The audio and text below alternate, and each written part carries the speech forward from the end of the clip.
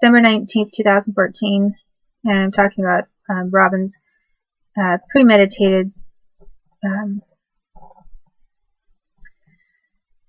attempt to rape me and rape of me. So, anyway, I don't think that I saw socks when I was first in the car with him, but I wasn't there for very long. Like, he drove off to a short distance to some remote area, and then turned the car ignition off and just wanted to idle there and talk. And if I did notice the socks when I first got in the car and said something like, "What are these socks doing here?" Because it was like a pair of white athletic socks, just like how the government would use all the time to intimidate me and force me to give them blowjobs or else. And I just said, and then he wouldn't say anything. He didn't explain it, and I just then said nothing. And I didn't think about it. And then after he had turned the ignition off and he was talking, he then added the hand signal and said, and made a verbal comment, and then he pointed over. He specifically directed my attention to the socks that were there.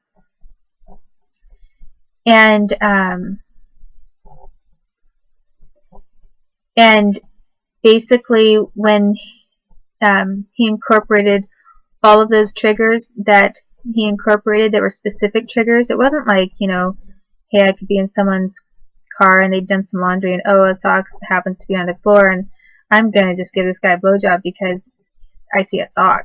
You know, it wasn't like some kind of a random thing. This was a deliberate, specifically controlled, premeditated government kind of rape situation.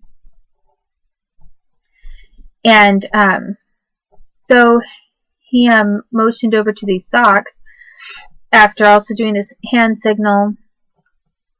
And there was nothing else in the car, by the way. It wasn't like there was nothing. There was nothing on the floor. It was just this pair of white athletic tube socks that were men's socks. And so he made all these different signals and then said something like about I would really like you to do something, or even added something, but it was like very discreet. And here I was, this person who never I wouldn't do anything with him, and I made it very clear what my boundaries were and everything. And then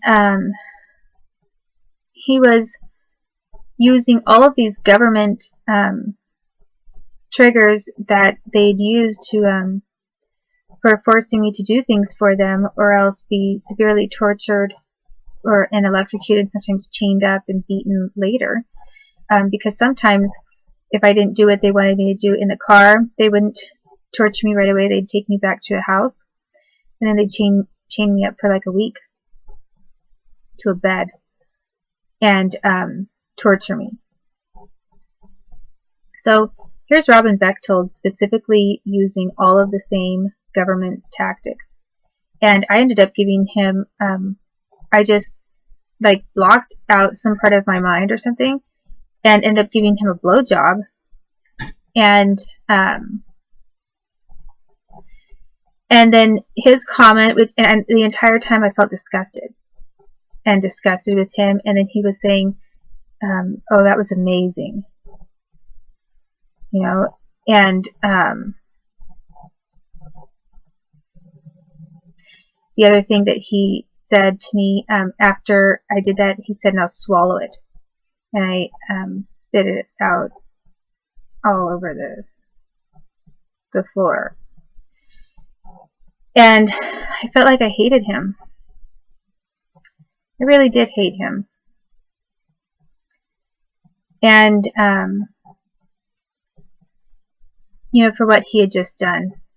and degrading me and using some power pull with the government to specifically stalk me out and then rape me, and then trying to tell me to do other things. And so why wouldn't I, if I was really afraid of him, why wouldn't I swallow it? Well, that wasn't one of the things that the government told me to do. They told me never to swallow it. So so basically everything that the government had been doing to harm me with, he used. And here he was coming from this government family and surrounded with a bunch of cops, FBI, and people who supported him and what he was doing. And he raped me. And then that's the only sexual thing that I did the entire time I was in high school. Was the one time he pulled out this whole bag of tricks of how the government could rape me and get away with it. And then to insult me later. Well, what happened after that, right after that, is that they got scared. And I had an attempt on my life. I had someone run me off the road into my car to try to kill me. And it's because I told him I didn't want to see him anymore. And I think that the government freaked out and thought I'd remembered everything, and so now I might report things and who was connected to who. It was a good time to try to kill me. And there was a whole situation that went along with that, but it was definitely an attempt to murder me. And when I didn't actually have any injuries or get murdered from this attempt, which I can explain, and I have explained in some other ways, like in writings and different things I've done, when it didn't work out for them the way they wanted, and I was still alive and I wasn't, injured, they then decided to humiliate me further by trying to make something that looked good as a big way for the entire school, well, not the entire school, but many of these government people to humiliate me, make fun of me, degrade me. And they had me, they had a school vote and said that I was homecoming queen. And basically this was like some kind of a joke on, robbing, I got Robin to come. Basically, he was coming. And so I was the homecoming queen. And they're making sick jokes with themselves about it. And after the attempted murder of me, a lot of the people were very scared to talk to me, some of these kids, which made them look even guiltier, like they had definitely been involved in some way. And so then they made me this homecoming queen, and then they had me out on the football field with all these people watching, while Christy Ballinger, the sister of Erica Ballinger, whose mother worked for the FBI and was a cop too, or worked with cops and at the shooting range and everything, they had her come over to me and take the crown off of her head that she had worn when she was homecoming queen, because she was a year older than me. And she took this crown off and placed it on my head the same way that she had placed the electrocution metal band around my head when she fried me many, many times at Sandy Ballinger's house when I was younger.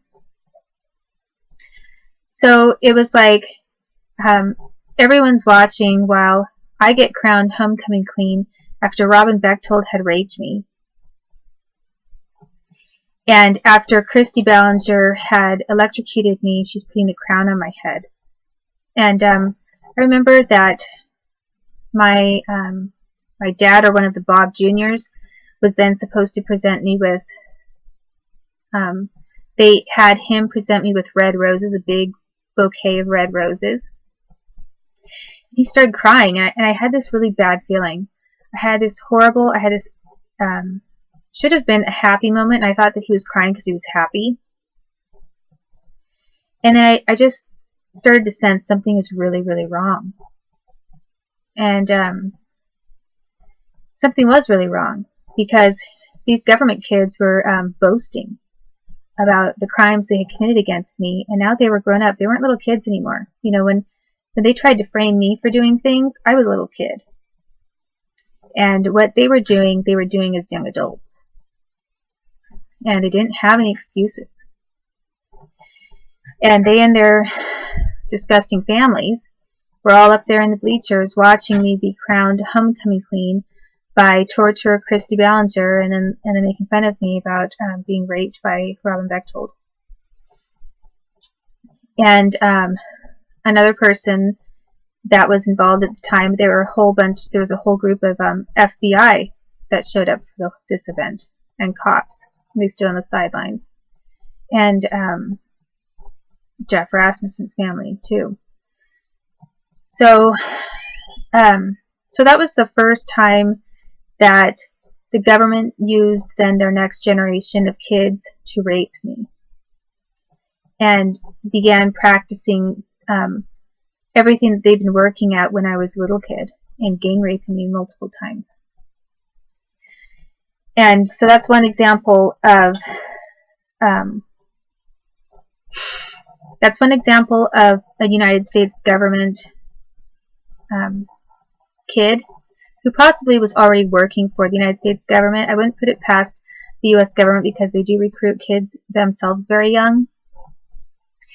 He might not have been just the son of U.S. government workers, George and Janet Bechtold. He was very possibly already working for the United States government, and wouldn't put it past the government to have already had him on their payroll at that time. So that is the first time that I got raped as a young adult, despite the fact that I didn't want to have anything to do with that, and I had told him I was a virgin and I didn't want to do anything of any kind, anything sexual, until I was married. And I told him, I had already told him, that I didn't plan to marry him. He was not someone that I wanted to marry. I said, I'd like to hang out with you. We can hang out and be friends, or date a little bit or something, but I said, I'm not planning to marry you, so I'm not going to be doing anything sexual with you. And they said, well, why aren't you going to marry me? And I said, I'm just not interested in you that way. I said, and you're Catholic, and I'm not. I'm Protestant, and I want to marry someone who's of my same faith, because if I have kids one day, as I plan to do when I'm married, I want my husband and I to be have the same religious values, so that we can raise our kids in agreement with those values. So I had a whole discussion with him that was very clear about this isn't going to go anywhere, because I don't want it to go anywhere, because I have certain standards that I am sticking up for. And that's what this United States government did, because that made them mad.